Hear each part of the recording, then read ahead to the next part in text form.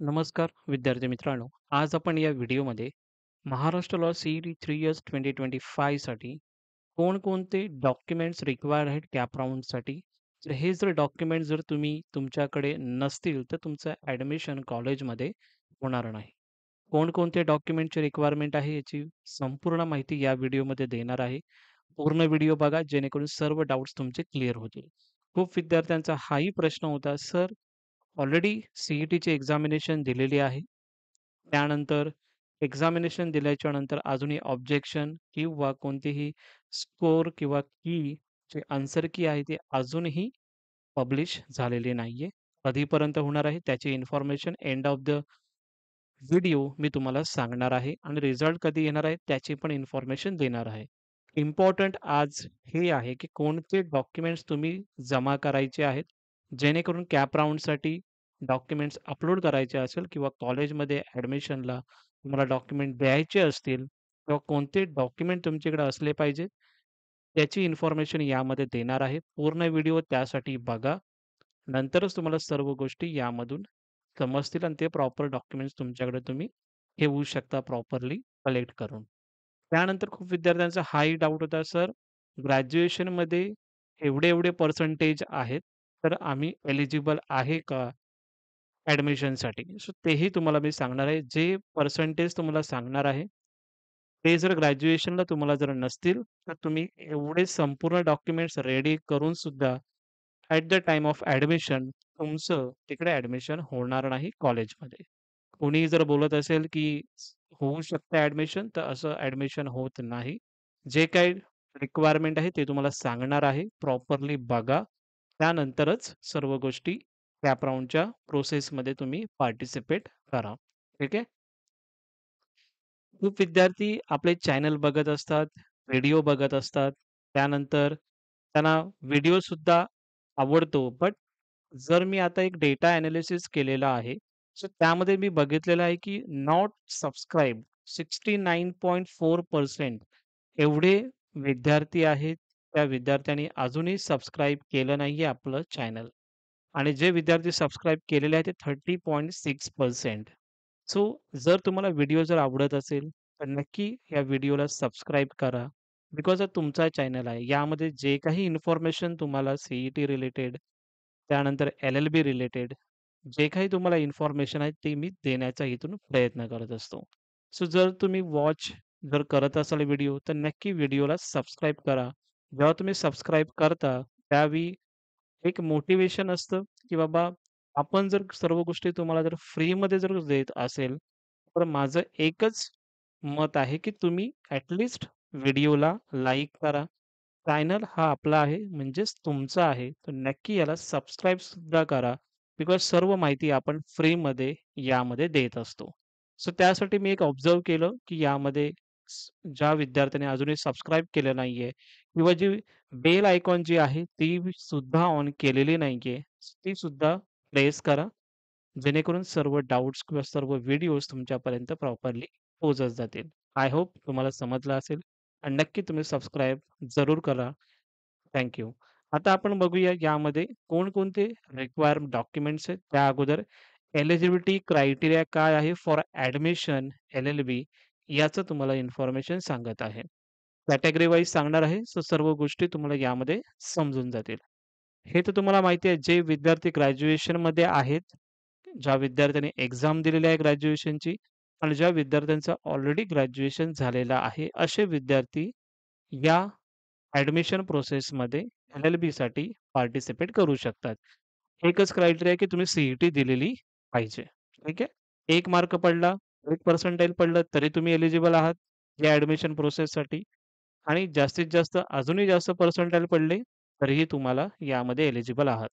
आता यामध्ये पर्सेंटेज जे तुम्हाला ग्रॅज्युएशन झाल्याच्या नंतर कोणते किती पर्सेंटेज तुम्हाला पाहिजेत, ओपन असेल कॅटेगरी, ई-डब्ल्यू-एस कॅटेगरी असेल किंवा ऑर्फन कॅटेगरी म्हणजेच ऑर्फन स्टुडंट असतील, तर मिनिमम तुम्हाला 45% पाहिजे. ते तुम्ही कॅल्क्युलेट कसं करणार?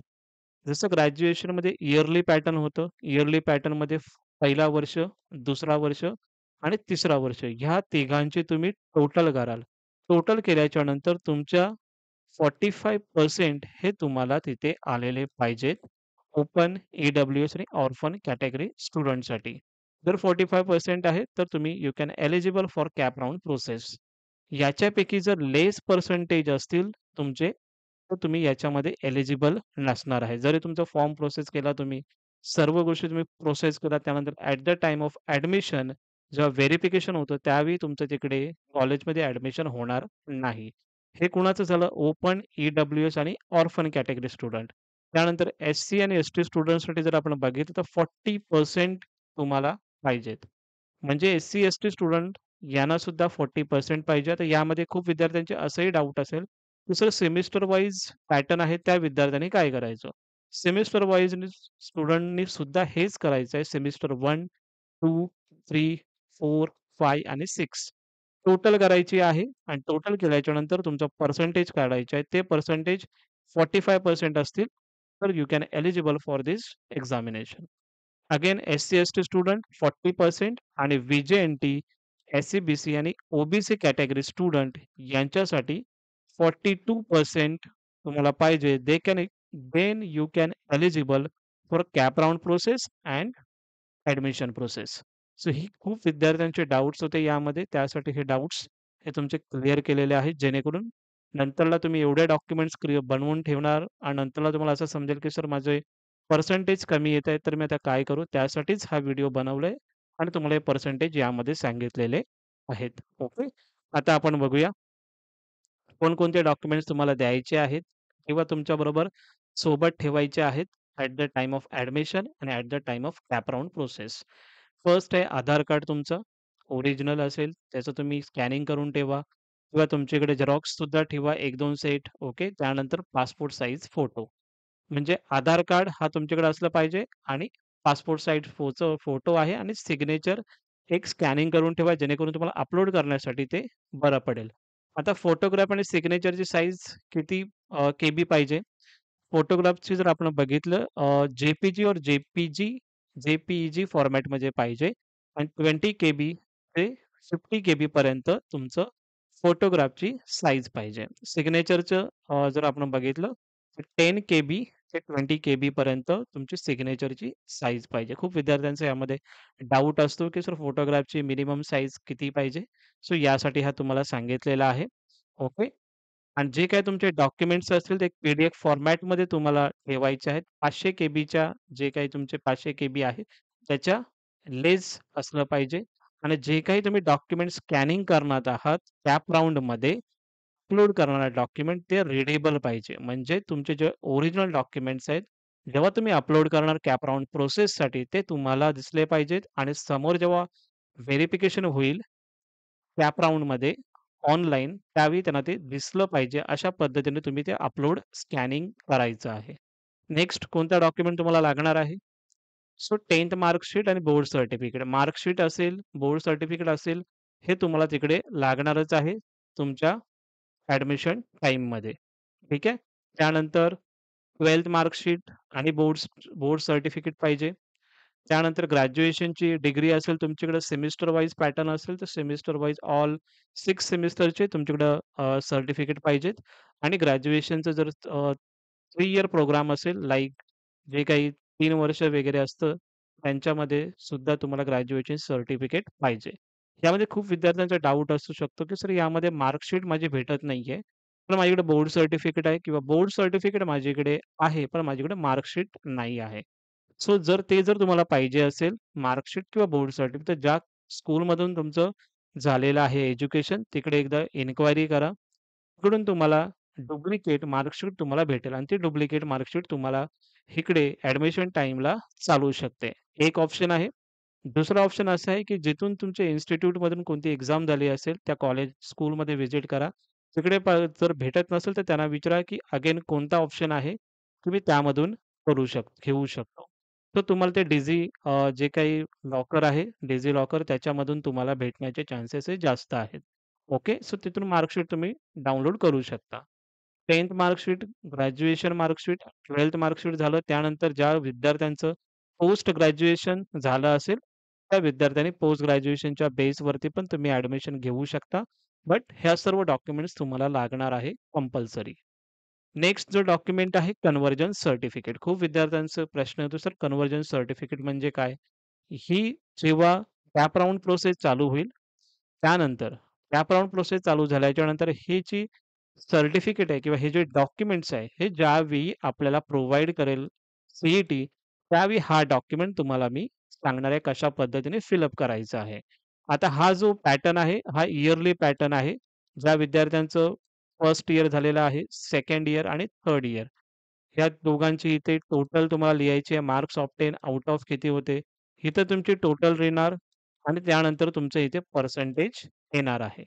कशा पद्धतीने फिलअप करायचं आहे ते तुम्हाला सांगेनच मी. हा पूर्ण फॉर्मॅट तुम्हाला प्रॉपरली सांगेन किंवा प्रिव्हियस इयरचे व्हिडिओ मी बनवलेले आहे. ते सुद्धा तुम्ही बनवू शकता. हे झालं इयरली पॅटर्न कॅन्डिडेट त्यांच्यासाठी. सेमिस्टर वाईज पॅटर्न जे असतील स्टुडंट त्यांच्यासाठी अशा पद्धतीने कन्व्हर्जन सर्टिफिकेट ही दिसत असते. सो अशा पद्धतीने कन्व्हर्जन सर्टिफिकेट तुम्हाला भरायचे आहे. Semester 1, semester 2, semester 3, semester 4, semester 5, semester 6 आणि जे पर्सेंटेज यामध्ये 45% आले, जसं की ओपन मी सांगितलं ओपन त्यानंतर ई-डब्ल्यू-एस आणि ऑर्फन कॅन्डिडेट 45% आहे, you can eligible for this admission process. Okay. त्याच्या कमी असेल 44.99 जरी असेल, तरीही तुम्ही यामध्ये एलिजिबल नाही आहात. ओके. ॲज पर जे काही सी-ई-टीच्या रूल्सनुसारच तुम्हाला मी सांगत आहे. सो ही जी कन्व्हर्जन सर्टिफिकेट आहे, ती कन्व्हर्जन सर्टिफिकेट ज्यावेळी सी कॅप राउंड जेव्हा चालू होईल, त्यावेळी तुम्हाला हे डॉक्युमेंट मी प्रोव्हाईड करून देईन. ठीक आहे. नंतरला सी अलॉटमेंट लेटर अशा पद्धतीने असतं. कॉलेज अलॉटमेंट झाल्याच्या नंतर तुम्हाला असं अलॉटमेंट लेटर तुमच्या कॅप राउंडचा जो तुम्ही तुमचा पोर्टल आहे त्यावरती तुम्हाला येतं. कशा पद्धतीने आहे पुढे ते मी तुम्हाला सांगेनच, त्याचं टेन्शन घेऊ नका. त्यानंतर कोणतं डॉक्युमेंट लागतं? तर तुमचं ऑनलाईन सी-ई-टी ॲप्लिकेशन फॉर्म जो तुम्ही फॉर्म आता फिलअप केलेला आहे स्टार्टिंगला, तो फॉर्म तुम्ही डाउनलोड केला असणार आहे. जर डाउनलोड केला नसेल तर डाउनलोड करून घ्या. तुम्हाला सी ॲप्लिकेशन फॉर्म नंतरला लागणार आहे. कशा पद्धतीने दिसतो? अशा पद्धतीने दिसतो. नंतरला जो डॉक्युमेंट लागणार आहे तुम्हाला कोणता? सी हॉल तिकीट म्हणजे ॲडमिट कार्ड जो आहे तो पण तुम्हाला लागणार आहे. यामध्ये खूप विद्यार्थ्यांचा असा प्रश्न होता, की सर ॲडमिट कार्ड चुकून लॉस्ट झालेलं आहे, तर त्यासाठी काय करावं लागेल? प्रोफाईल लॉग इन करा. त्यामध्ये ॲडमिट कार्ड आहे, डाउनलोड करा आणि तो तुमच्याकडं झेरॉक्स मारून ठेवा. तो तुम्ही देऊ शकता at the time of admission. Okay. हे झालं हॉल तिकीट. अशा पद्धतीने दिसतं. त्यानंतर तुमचं स्कोर कार्ड ज्यावेळी तुमचं स्कोर कार्ड येईल, म्हणजे तुमचा रिझल्ट येईल, त्यावेळी स्कोर कार्ड तुम्हाला अशा पद्धतीने दिसतो.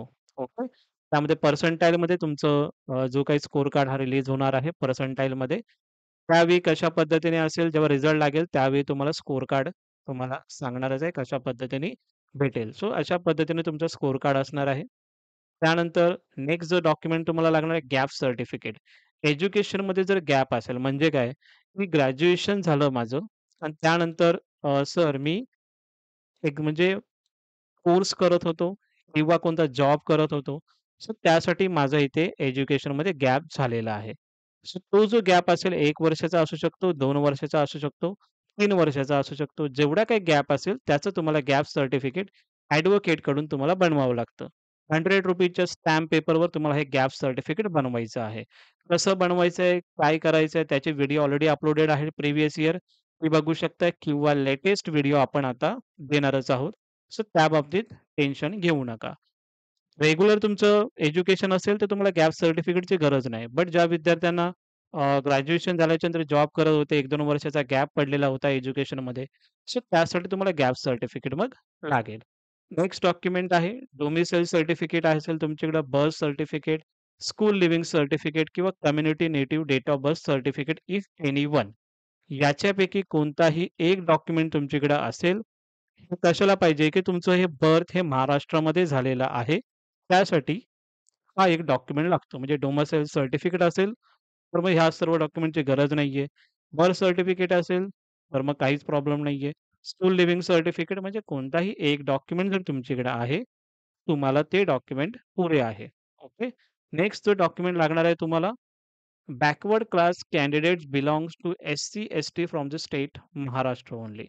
आता जे काही बॅकवर्ड क्लासचे स्टुडंट आहेत, जसे की एस-सी आणि एस-टी स्टुडंट आहेत, त्यांच्यासाठी caste certificate, caste validity certificate हे महत्त्वाचं आहे.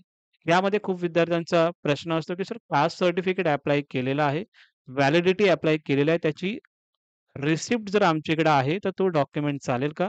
डेफिनिटली चालेल. काहीही प्रॉब्लेम नाहीये. ओके. तो जर तुम्ही फॉर्म जर फिलअप करा असेल, तुम्हाला त्याची रिसिप्ट जर भेटली असेल, तुम्ही रिसिप्ट अपलोड करू शकता आणि तुमच्या कॅटेगरीमधून तुम्ही फॉर्म फिलअप करू शकता. खूप विद्यार्थ्यांचा प्रश्न असा होता, की सर मी ई-डब्ल्यू-एस कॅटेगरीमध्ये येतोय आणि स्टार्टिंगला जेव्हा मी फॉर्म फिलअप केला होता, ओपनमधून फिलअप केला होता. तर मी आत्ता कॅप राउंडमध्ये ई-डब्ल्यू-एसचा फॉर्म ई-डब्ल्यू-एसची कॅटेगरीनुसार फॉर्म फिलअप करू शकतो का? Definitely yes. तुम्ही फॉर्म ई-डब्ल्यू-एसमधून फिलअप करू शकता. फक्त तुमच्याकडे सर्टिफिकेट पाहिजे किंवा सर्टिफिकेट ॲप्लाय केला असेल, तर तुमच्याकडे त्याची रिसिप्ट पाहिजे. त्या रिसिप्ट अपलोड करून तुम्हाला तो ॲप्लाय तुम्ही करू शकता. बट तिथे लिहिलेलं आहे फर्स्ट राउंडमध्ये तुमचं किंवा सेकंड राउंडपर्यंत तुम्हाला ते ओरिजिनल डॉक्युमेंट हे कॉलेजमध्ये द्यावं लागतं. ओके.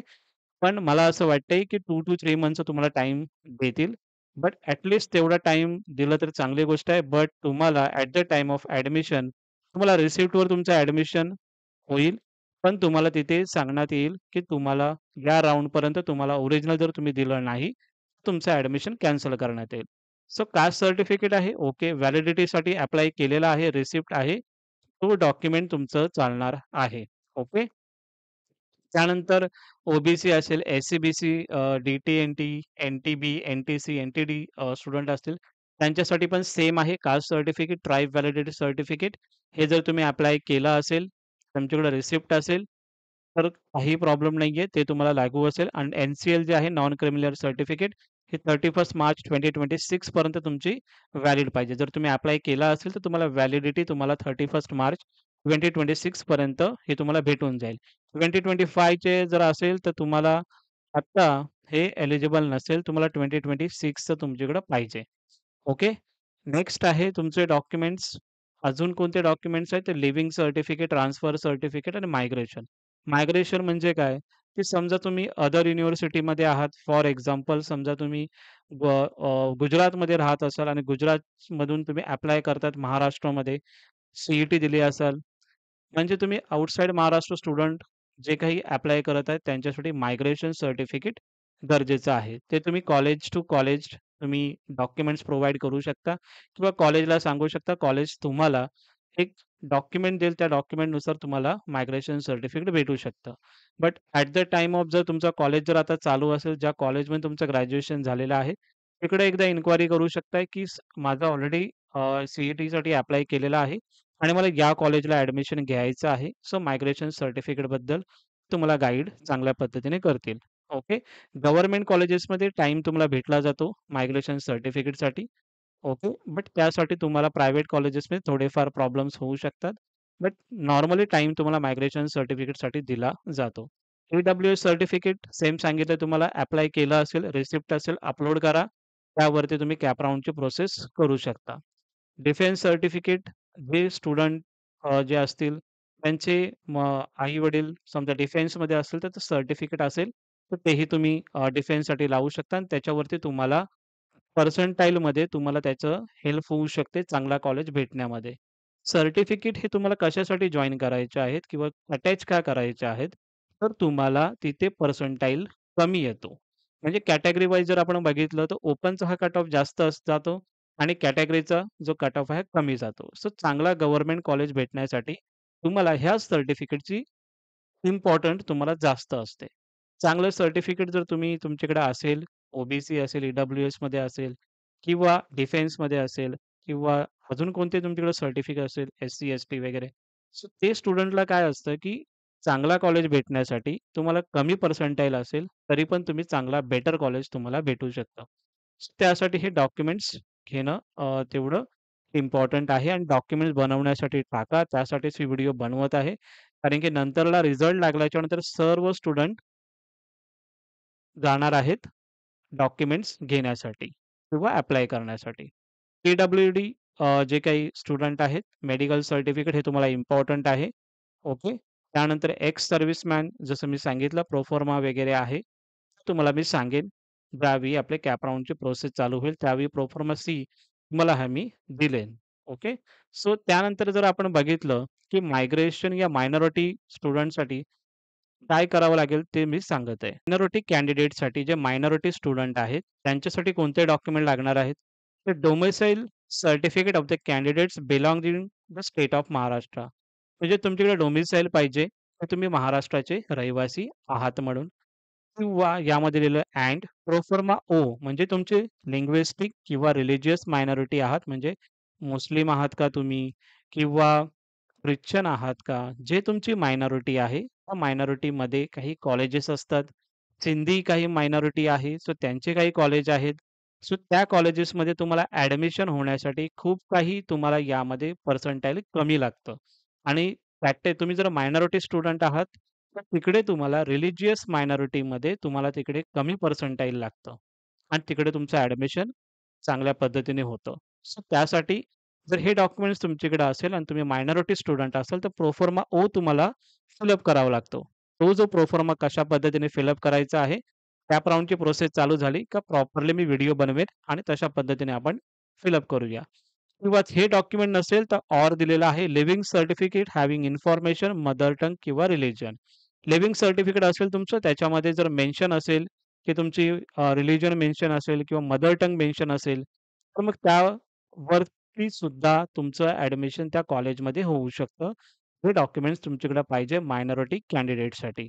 ऑर्फन कॅन्डिडेटसाठी जसं मी सांगितलं, की सर्टिफिकेट इश्यू पाहिजे तुमच्याकडे कॉम्पिटंट ऑथॉरिटीचं, की तुम्ही ऑर्फन आहात आणि हे तुमच्याकडे सर्टिफिकेट आहे. ओके. तुम्हाला सर्व गोष्टी प्रॉपरली समजल्या असतील. कोणते डॉक्युमेंट्स लागतात, एलिजिबिलिटी काय आहे ह्या कॅप राउंड प्रोसेसमध्ये. त्यानंतर कोणकोणते डॉक्युमेंट्स तुम्हाला नंतरला करायचे आहे, या सर्व गोष्टी तुम्हाला यामध्ये सांगितलेल्या आहेत. काहीही प्रश्न असतील, काहीही डाउट असतील, तर मला नक्की कमेंट सेक्शनला विचारा. मी नक्की तुम्हाला हेल्प करण्याचा नक्की प्रयत्न करेन. ओके. खूप दिवस स्वतः माझी एक्झाम चालू होती. सो त्यासाठी मला जास्त टाईम तुम्हाला देता जमलं नाहीये. बट आता जे काही टाईम आहे, तो त्यासाठी तुम्हाला नक्की तो टाईम दिला जाईल. आणि जे काही CETच्या रिलेटेड नवीन अपडेट असतील, त्या नक्की तुमच्यापर्यंत पोहोचवण्याचा प्रयत्न हा नक्की करेन मी. त्यासाठी हा व्हिडिओला लाईक करा. हा तुमचा चॅनल आहे त्याला सबस्क्राईब करा आणि बेल आयकॉन ह्याला प्रेस करा जेणेकरून तुम्हाला नवीन नोटिफिकेशन आपल्या व्हिडिओच्या तुमच्यापर्यंत पोहोचत राहतील. Thank so much.